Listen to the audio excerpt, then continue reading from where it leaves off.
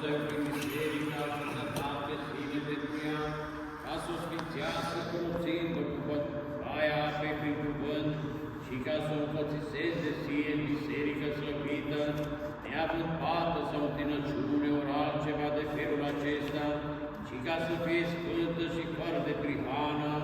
Așadar, bărbații sunt datori să iubească femeile lor, ca pe însăși trupurile lor. Cel ce iubește femeia sa pe sine se iubește, căci nimeni nu și-a umplut trupul său, ci fiecare îl hrănește și îl încălzește, precum și Hristos biserica, pentru că suntem mădurare ale trupului Lui și din carnea Lui și din oasele Lui. Pentru aceea va lăsa omul pe tatăl său și pe mama sa și se va uni cu femeia și va fi cu amândoi un trup.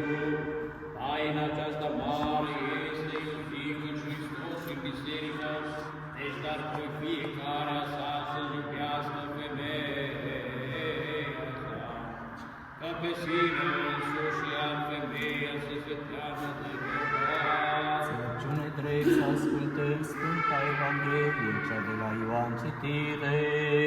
Mire ție, Doamne, murire ție! Să luăm aminte, în vremea aceea s-a făcut nuntă în Cana Galilei, iar mama lui Iisus era acolo. Și a fost chemat la nuntă și Iisus cu ucenicii săi.